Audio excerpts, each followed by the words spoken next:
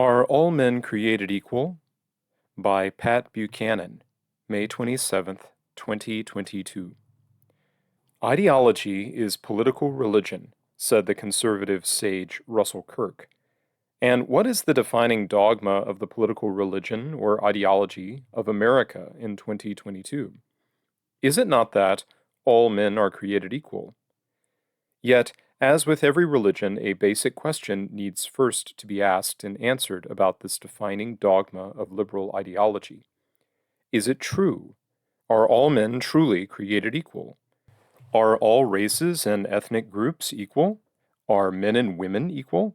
Are all religions equal? Or do we simply agree to accept that as true and treat them all equally? All Americans, we agree, have the same God-given rights to life, liberty, and the pursuit of happiness, the same constitutional rights in the Bill of Rights, and the same civil rights enshrined in federal law. But where is the historic, scientific, or empirical proof of the defining dogma of American democracy that all men are created equal? Thomas Jefferson, the statesman who immortalized the words, did not believe in equality, let alone equity. How he lived his life testifies to this disbelief. When he wrote the Declaration of Independence that contained the famous words, Jefferson was a slave owner. In that document, he speaks of the British as brethren, connected to us by ties of our common kindred, ties of blood. But not all of those fighting against us were the equals of the British. There were, Jefferson wrote, those merciless Indian savages whose known rule of warfare is an undistinguished destruction of all ages, sexes, and conditions. In an 1815 letter to John Adams, Jefferson celebrated unnatural aristocracy among men.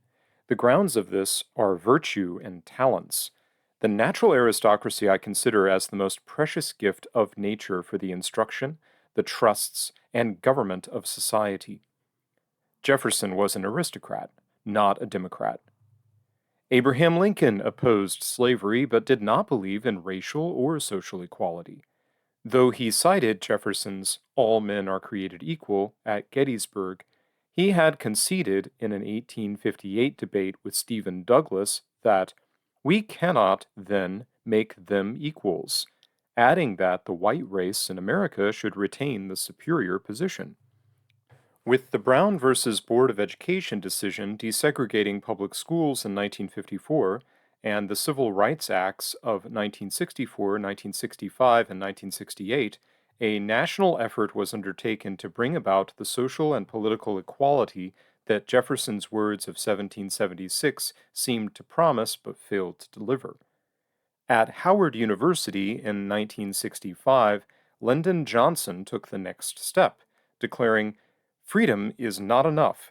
We seek not just equality as a right and a theory, but equality as a fact and equality as a result." Yet, over half a century after the Civil Rights Revolution, incomes and wealth are not equal, nor is there equal representation in professions like law, medicine, and higher education.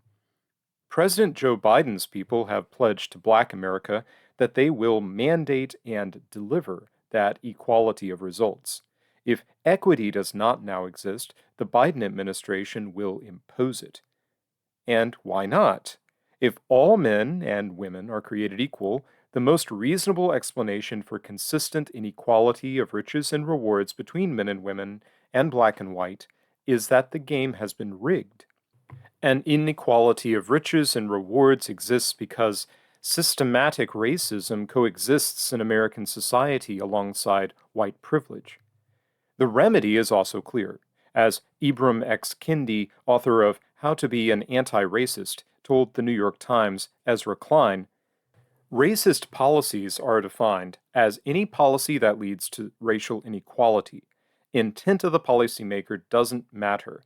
It's all about the fundamental outcome." Thus, a policy that ensures an equal place at the starting line but consistently fails to deliver an equal place at the finish line is de facto racist. If Asian and Black kids start kindergarten in the same class and Asian kids in 12th grade are studying calculus, while most black kids are still trying to master algebra, racism alone, by Kindi's rule, can explain such a regular result. The solution to persistent inequality? Mandate equity. Mandate equality of results. Mandate equal rewards for black and white. Compel the government to produce policies that deliver an equality of results. But what if inequalities have another explanation? What if Asian Americans are naturally superior in mathematics? What if an inequity of rewards in society is predominantly a result of an inequality of talents and abilities? What if it is more true to say that, based on human experience, no two men were ever created equal, than to say all men are created equal? As Kirk said, ideology is political religion. What we witness today is the refusal of true believers in egalitarian ideology to accept that their core doctrine may not only be not true, but may be demonstrably false. What we are witnessing in America is how true believers behave when they realize the church at which they worship has been erected on a bright, shining lie, and reality must inevitably bring it crashing down.